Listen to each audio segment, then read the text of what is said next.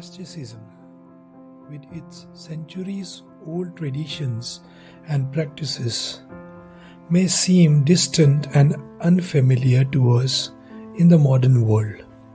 However, at its core, it offers a powerful and inspiring ideal. That is the harmonious union of simplicity and dignity.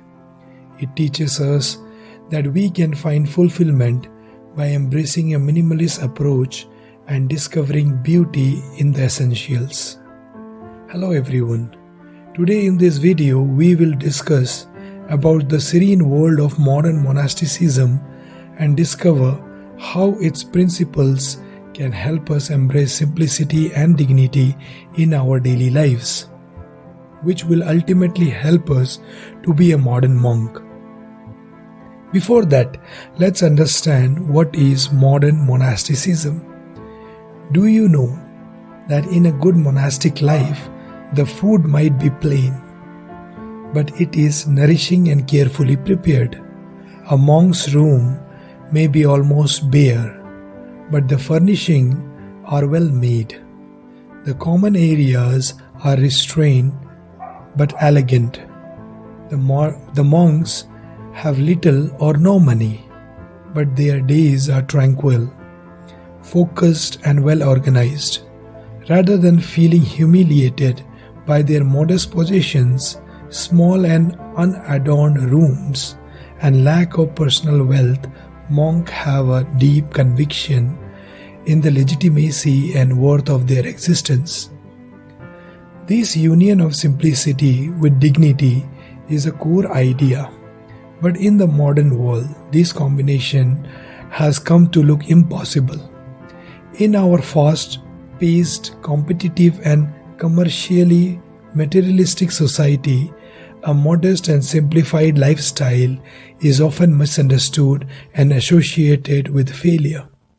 But there is a growing movement of modernist thinkers who challenge their perception, and one such visionary was the renowned architect Le Corbusier, who believed in the transformative power of simplicity and sought to make it accessible to everyone. He envisioned modern secular monasteries in his architectural designs, spaces that prioritize functionality, clean lines, and a sense of tranquility. One of the Le Corbusier's notable creations is the Site Radieuse apartment block in Marseille, France. These apartments were meticulously designed to offer comfort and practicality while reducing access, including features like open space, suspended mezzanine beds, ample natural light, and uncluttered interiors. What do monks have on their walls? In a monastery, a monk would have a religious, not just for decoration but to symbolize their devotion to God and give them a visual reminder of why they live in this way. An ideal option for a modern monk might be a print of one of Pablo Picasso's drawings of bird, which he made at the late stage in his career. Picasso was making a large number of simple line drawings in which he omitted almost all naturalistic features.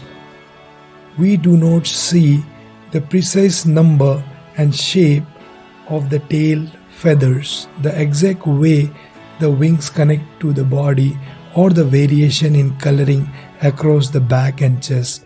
Instead, with just a few quick strokes, he sought to create a sense of lightness, movement and freedom. This picture shares a common goal with Le Corbusier's building. It is interesting to see how much one can leave out, while getting quickly and directly to the most important and essential components. And we believe this is what it means to be a modern monk. What's in the kitchen of a modern monk? What kinds of meal would the modern monk eat? If we looked in the fridge and the cupboard of a modern monk, what would we find? Rather than sacks of potatoes, packets of pasta, and slab of oven-ready pizza, perhaps we would find a selection of nuts, some cheese, a bowl of fruit, and a few slices of ham. Food for grazing on that require almost no preparation and leave very little washing up to be done. Choosing this simple food liberates our lives and our storage space from pots and pans, blenders and pressure cookers. These appeal to the quick, light pleasure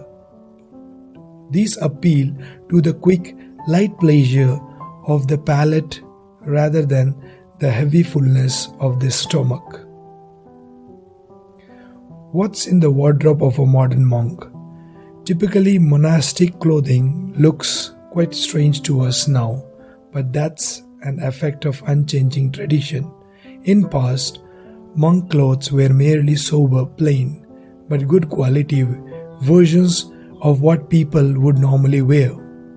The aim wasn't to make the monk look conspicuous or odd, but to free them from having to think or worry about what to wear. So what might we find if we open the wardrobe of a modern monk built into the wall next to the bed? We would likely find just a few well-chosen pieces, maybe 2 or 3 of each type in a standard color. Remember, this has nothing to do with self-deprivation. The reason for this is that you don't have to tax your minds with the questions of what to put on. What's on the bookshelves of the modern monk? In a traditional cell, a monk would only have had a handful of books. Their view on reading is somewhat at odds with our current vision of culture. Today, the cultured person is imagined as possessing a substantial personal library. Whatever book is mentioned in conversation, they should be able to find a copy somewhere on their main shelves.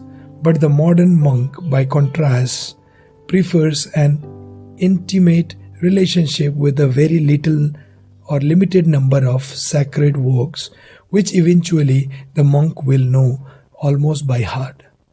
Therefore, the modern monk has only a few books in their apartment.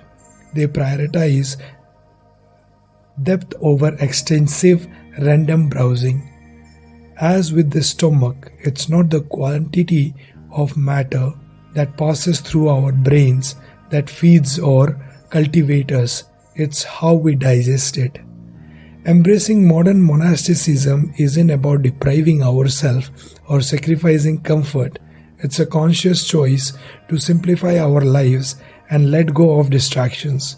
It's about seeking what truly inspires us and eliminating the unnecessary noise that prevents us from experiencing life's true beauty. As we embark on this journey towards simplicity and dignity, let's remember that it's never too late to make a change. Be consciously curating our surroundings, nurturing meaningful relationships, and focusing on what truly matters. We can find deep fulfillment in the midst of our modern lives. I hope you found this video helpful.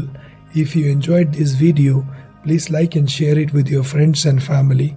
Do not forget to subscribe to our channel for more videos on personal growth and development. Thank you for watching.